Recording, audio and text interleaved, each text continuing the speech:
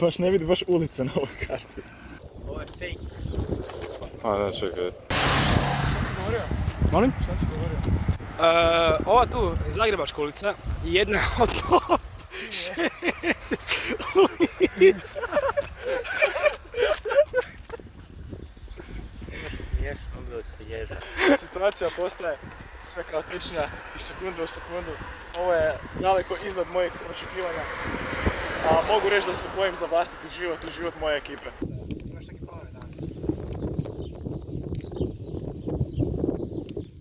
Ne, kuži. Mogu ti ja sad postaviti u scenu. Ja, gospodin Vučina i još dva kolege smo na granici sa Slovenijom, tu kod Čenkovca. Hoćeš li, jesi li zainteresiran da mi sad krenemo sjeverno prema Dubravici? Ipak jedna mala promjena plana. Idemo se naći s jednim kolegom. A taj kolega je Martin Otto Albrecht Štritl, utemeljitelj općine Dubravica. Dubravica se nalazi na sjeverozapadnom dijelu Zagrebačke županije. Dobila je ime po svjetski poznatoj pekari Dubravica, koja se Martinu toliko svidjela da je odlučio posvetiti cijelu županiju njoj. Legalna bitka oko korištenja imena pod zaštitom autorskih prava još uvijek traje. Martin, prije nego što je utemeljio Dubravicu, bio je visoko odlikovan general nacističke Njemačke i član Hitlerovog užeg kruga prijatelja. Nakon gubitka rata, emigrirao je sa svojom ženom i 12 djece u Južnu Ameriku, no zbog nevremena njihov brod je potonuo. U tom potonuću živote su izgubili sva njegova djeca te njegova supruga.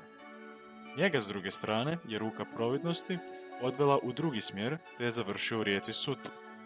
Kad se vratio svijesti, izašao je iz rijeke i odlučio se skrasiti i osnovati svoju vlastitu zajednicu koja je s vremenom postala današnja Dubravica.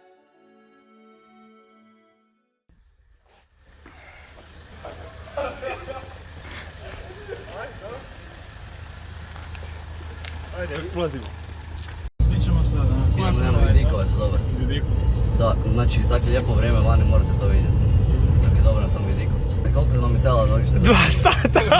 Se bože, ja čekam samo kad ćete me zvati više, znači.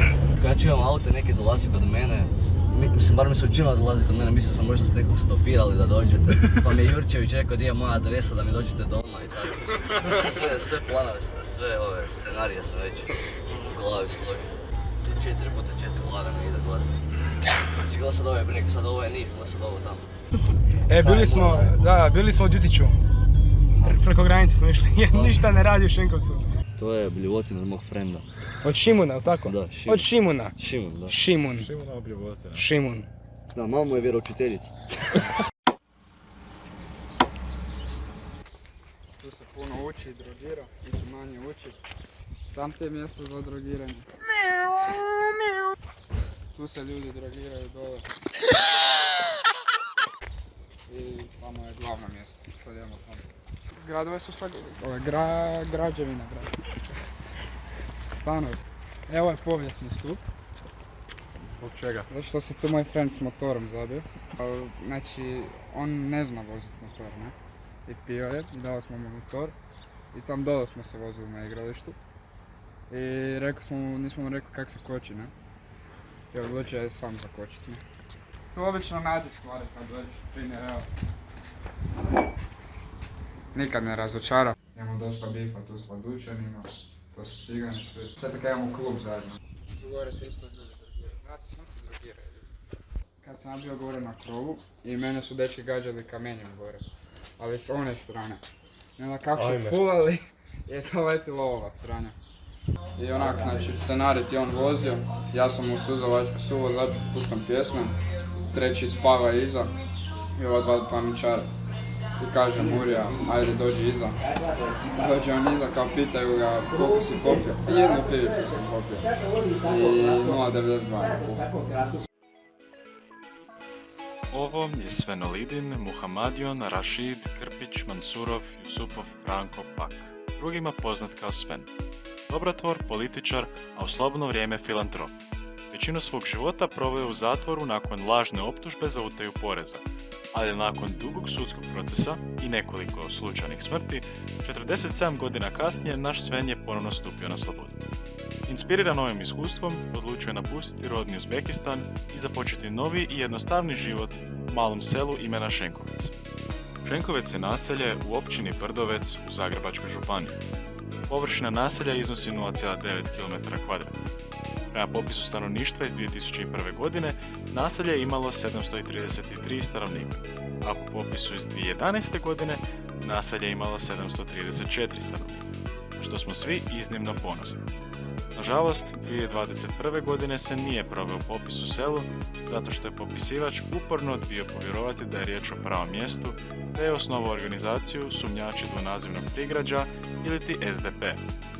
U selu se nalazi dobrovoljno vatrogasno društvo te osnovna škola, ali najbitnije od svega što selo ima priliku pohvaliti se sa NK Sutla Laduć, koje je 2021. godine u FIFInom Club World Cupu osvojio titulu prvaka. Jel živiš od rođenja tu u Šenkovcu? Svi tu žive od rođenja, ja bih rekao. Niko se nije sad u zadnje vrijeme doselio. Ali da, od rođenja živim i lijepo mi je to. Bolje to nego u gradu, bi ja rekao. Vrijeme za djeca koja odrastu na selu ili na gradu nisu isto. Ne. Drugčije. Pa po čemu, kako to misliš drugčije? Se ljudi u gradu voze na krovima. Ja mislim da ne.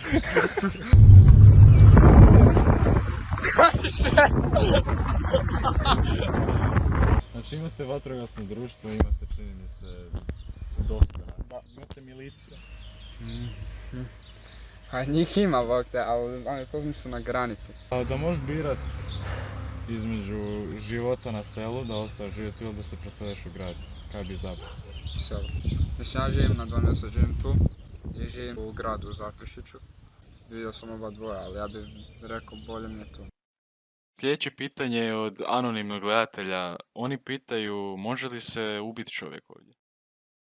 Tu? Pa definitivno može, ali zapravo bilo je par toga, ali ne bi o tome. Ili ono, svi koji su tu bili znaš ih, ne. Šta trenutno gledamo?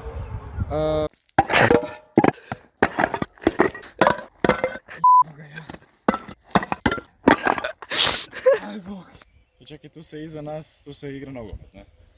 Pa, igra se. Mislim, igralo se prije malo više, ali sad su se 2 kluba spojili, NK Sutla, šta je iza nas, ne, i Sutla Laduć, mislim, NK Laduć. Spojilo se u NK Sutla Laduć 2018. Sad je na kraju sve dobro, sad smo osvojili 2 kupa u 4 dana. Jel se ikad desilo da vam je pobjegao lopta na prašnici?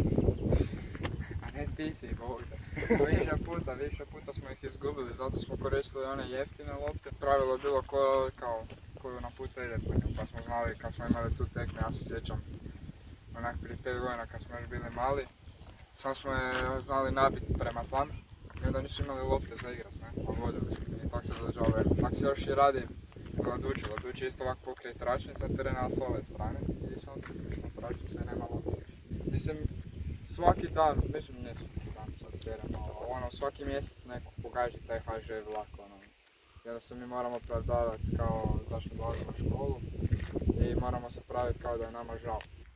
Šenkovec je uvijek Šenkovec, uvijek će tako ostati i ne vidim niš kaj bi se trebalo micati, ovak je super kak je. Ako želiš nešto naprednije, odi u grad, ne, ali ovo je po meni super. Možda par ono, neke za jest da ima.